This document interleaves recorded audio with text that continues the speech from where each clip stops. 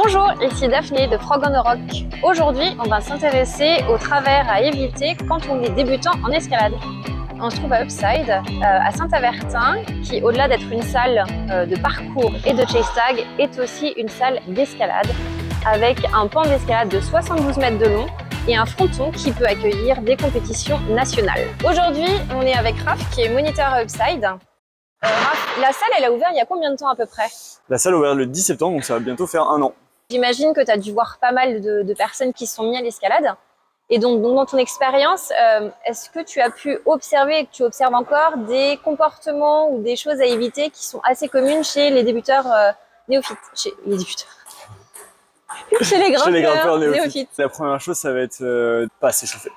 Première grosse erreur à éviter, on va dire tout ce qui est échauffement des doigts, des poignets, des épaules. Pourquoi, selon toi, c'est important en fait de faire un bon échauffement? Alors même si on le retrouve dans pas mal de sports, au final, c'est pas quelque chose qui est très spécifique à l'escalade, mais voilà. Déjà, pourquoi les gens s'échauffent pas beaucoup? Parce que le côté prise de couleur, parcours facile d'accès, ça fait très ludique et il y en a qui sont peut-être pas forcément dans la tête qui vont faire un sport, quoi. Et la problématique, déjà bien sûr, il y a la blessure. C'est le classique, hein. Le problème, c'est que si on s'échauffe mal, ne serait-ce qu'à la chute, déjà au niveau des jambes, les chevilles, ce genre de choses, si on n'est pas bien échauffé, on risque plus facilement de se faire mal, ou les poignets ou les bras, hein, c'est quand on atterrit avec les bras derrière.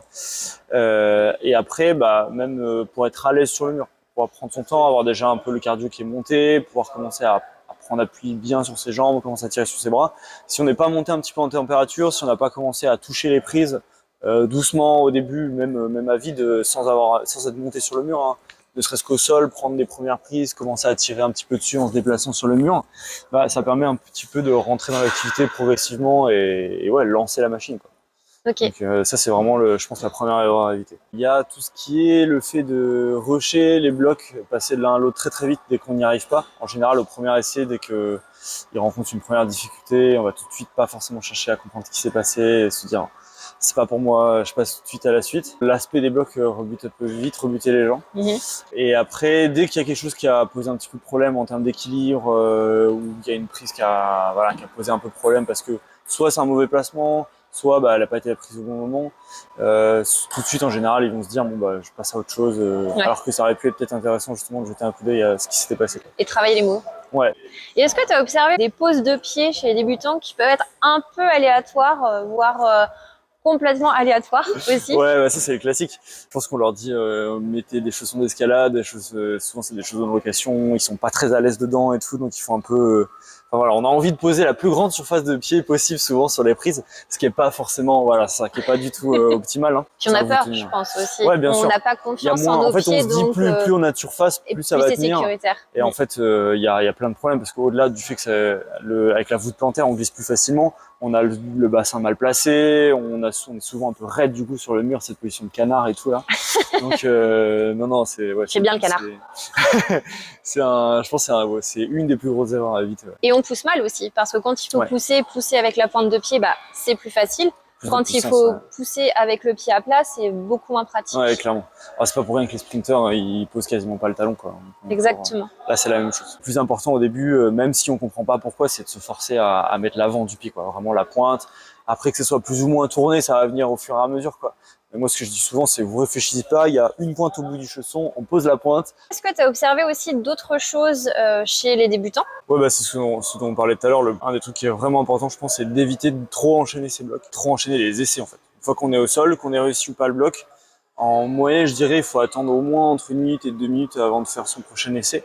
Déjà, ça nous laisse le temps un petit peu de regarder ce qui s'est passé, analyser en cas de si on est tombé, qu'est-ce qui s'est passé, est-ce que je peux faire quelque chose pour y remédier, qu'est-ce que je vais faire dans mon prochain essai, qu'est-ce que je change dans mon prochain essai, avoir un plan de grimpe en fait. Ça permet surtout de se reposer en fait, parce qu'en vrai, les séances de bloc, c'est quand même assez rinçant, quoi. Ça tire sur les bras, surtout sur les bras où c'est vraiment et les avant-bras, hein, pour les doigts, là où c'est le plus énergivore. Donc prendre son temps entre ces essais, c'est vraiment important.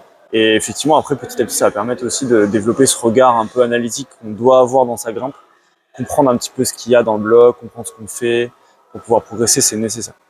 Je pense aussi que ça va de pair avec la lecture, parce que finalement, quand on est débutant en escalade, généralement, on voit un bloc, il nous attire, on se dit on va l'essayer, mais on cherche pas trop à lire le bloc, alors qu'en fait, si on pense aux compétitions nationales, internationales, on voit toujours les compétiteurs qui vont être là en train de regarder comment je me mets, le pied, les bras. Et en fait, ça a une vraie importance parce qu'on mesure plein de paramètres quand on fait de la lecture de bloc. Les débutants en escalade vont plutôt voir un bloc et être dedans. Et c'est quand ils sont dedans qu'ils ont tendance à se dire qu'est-ce que je fais. C'est vraiment l'entrée dans ce truc de la lecture parce que je pense que la lecture, ça nécessite vraiment un peu d'empirisme dans le sens où il faut être capable de reconnaître des patterns de prise. Ça permet de comprendre au moins sur une séquence de 2-3 prises. Je suis tombé parce que j'avais les pieds mal placés, parce que j'avais attrapé cette main alors qu'en fait j'aurais dû être plutôt dans ce sens-là, etc.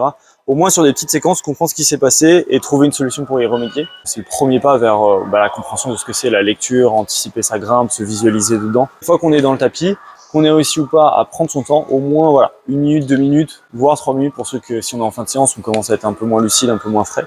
Je pense que c'est vraiment, il faut se forcer à le faire au début. Du coup, on respire, on est zen et tout va bien.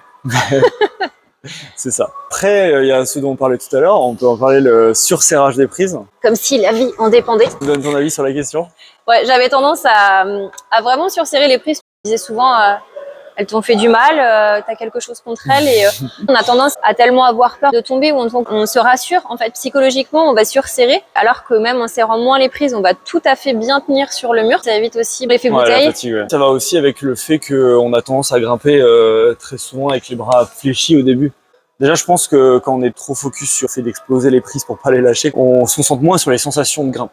Essayer de se relâcher, de se détendre dans sa grimpe, c'est important. Ouais. Et ce qui va aussi avec savoir comment appréhender les types de prises. On verra ça dans une autre vidéo parce que finalement, ça peut faire une vidéo complète. Et, ouais, c'est clair. Et ça peut être des moments un peu de questionnement parce qu'on se dit juste, mais elle est intenable cette prise. Ouais, des fois, ce qui va compter, c'est le positionnement avant tout. Hein. Même juste le fait de prendre son temps, dès qu'on va être sur des dalles, l'équilibre, ça va jouer aussi sur si on va tenir les prises ou pas. Ça va aussi avec ce côté surforcé de manière générale. C'est normal de venir à ça quand on est déjà sportif de base. Potentiellement, on vient déjà d'un sport où on a pas mal de force dans le haut du corps. On va avoir des grimpeurs qui vont presque aller faire du no-foot très vite. Alors on dit grimpeur parce que généralement, c'est quelque chose qu'on rencontre beaucoup plus chez les hommes que chez les femmes sans faire de dichotomie ici ou toute autre forme d'exclusion. Il y a des femmes qui sont très fortes. Chez les débutants, c'est quand même quelque chose qu'on va rencontrer assez facilement. Et je pense aussi qu'il y a une vision en fait que l'escalade, souvent c'est que le haut du corps qui travaille. Si je suis fort du haut du corps,